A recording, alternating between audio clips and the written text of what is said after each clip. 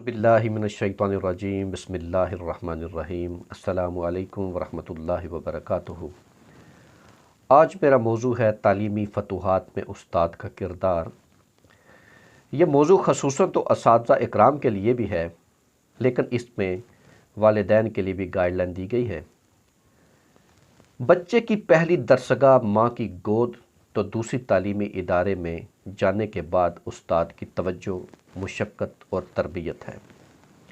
ہمارا المیہ یہ ہے کہ ہم نے جب سے تعلیم کو ایک انڈسٹری بنا دیا ہے، استاد ایک تنہا دار ورکر بن کر رہ گیا ہے، جس کی حیثیت کم و بیش وہی ہے جو کسی کارخانے میں کام کرنے والے کسی ورکر کی ہوتی ہے۔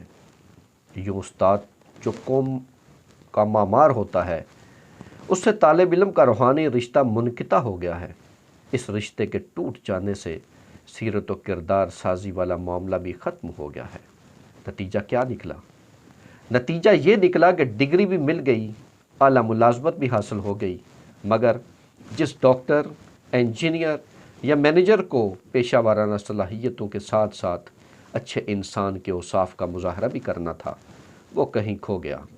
اس صورتحال میں اقوام کی تقدیر جن افراد کے ہاتھوں میں ہونی چاہیے تھی، وہ افراد میسر نہ آ سکے، اور حضرت ڈاکٹر محمد علامہ اقبال رحمۃ اللہ علیہ کی یہ بات پوری نہ ہو سکی۔ افراد کے ہاتھوں میں ہے اقوام کی تقدیر، ہر فرد ہے ملت کے مقدر کا ستارہ۔ اگر ہمیں ایک ایسا معاشرہ تشکیل دینا ہے جس میں امانت، دیانت، صداقت کے امین انسان بستے ہوں، جو محب وطن ہوں، جنہیں بنی نوع انسان کی فلاح و بہبود کی فکر ہو، تو پھر ہمیں استاد شاگرد کے ٹوٹے ہوئے رشتے کو ایک بار پھر جوڑنا ہوگا۔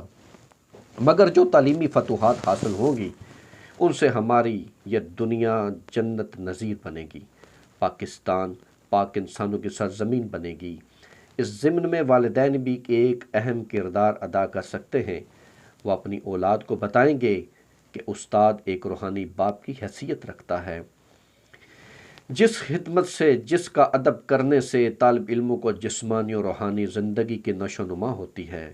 والدین جب استاد کے بارے میں اچھے خیالات کا اظہار نہ کریں، استاد کو وہ عزت و احترام سے نہ دیں جو ہماری دینی اور ملی روایات کا حصہ رہا ہے، تو بچے بھی والدین کا رویہ اختیار کر لیتے ہیں۔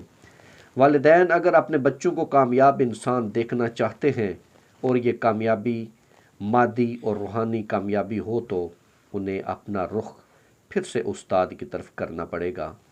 بے شک دور حاضر میں تعلیمی سرگرمی میں اضافہ ہوا ہے، نئے نئے علوم متعارف ہوئے ہیں۔ پاکستانی نوجوان ملک کے اندر اور بیرون ملک شاندار تعلیمی کامیابیوں سے ہمکنار ہو رہے ہیں، لیکن معاشرہ پھر بھی بہت سی پریشانیوں کا شکار نظر آتا ہے، جس کی سب سے بڑی وجہ یہ ہے کہ وہ تربیت گاہ کہیں کھو گئی ہے، جس سے اقبال رحمۃ اللہ علیہ جیسے شاگرد نکلتے تھے، اور جہاں مولوی میر حسن جیسے استاد موجود ہوتے تھے۔ ہم یہاں والدین کی ذمہ داریوں کا ذکر ضروری سمجھتے ہیں۔ والدین کو چاہیے کہ گھر میں بچوں کو ایسا ماحول فراہم کریں جس میں ان کی ذہنی اور جسمانی نشو و نما کا برابر خیال رکھا گیا ہو۔ ہماری شاندار ماضی کی روایات جس میں بڑوں کا ادب، چھوٹوں سے پیار، ایمانداری، محنت کو بڑی اہمیت حاصل تھی، اس طرح والدین ضرور توجہ دیا کریں۔ گھر سے باہر بچے کس سے ملتے ہیں، ان کی دوستی کیسے بچوں کے ساتھ ہے، وہ اسکول کالج باقاعدگی سے جاتے ہیں یا نہیں، ان سب باتوں کے جاننے کے لیے والدین کو وقت نکالنا ہوگا۔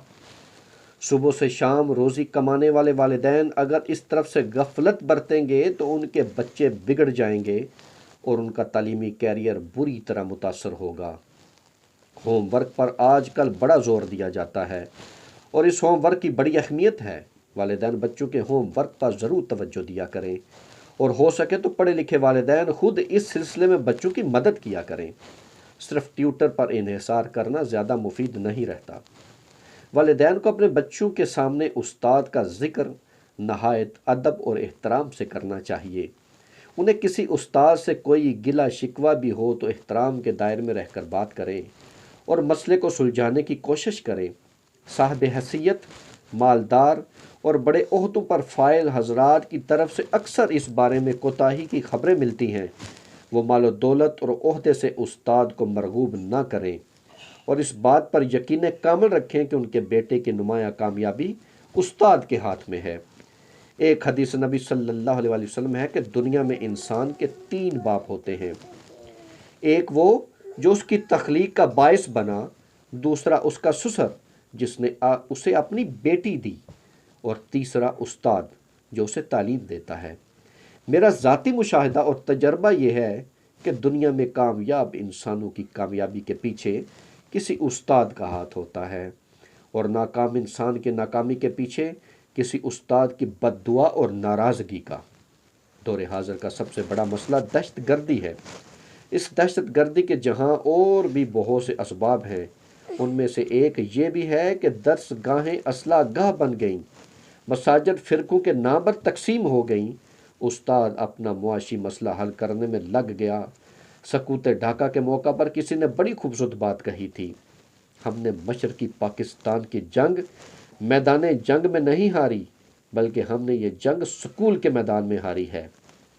کسی اور سکوت ڈھاکہ سے بچنے کے لیے ہمیں اپنے تعلیمی نظام، نصاب تعلیم، اساتذہ کے مقام و مرتبے کی بحالی اور اپنے ثقافتی ورثے کی حفاظت کرنا ہوگی، جس کے بغیر نہ پاکستان کے استحکام کی بات یقینی ہو سکتی ہے، نہ طلباء کی ان تعلیمی فتوحات پر ہم بجات طور پر فخر کر سکتے ہیں جن سے پاکستانی قوم سر بلند ہو سکتی ہے، اور پاکستانی طلباء سر اونچا رکھ کر اقوام عالم کے جوانوں سے مسابقت کا چیلنج قبول کر سکتے ہیں۔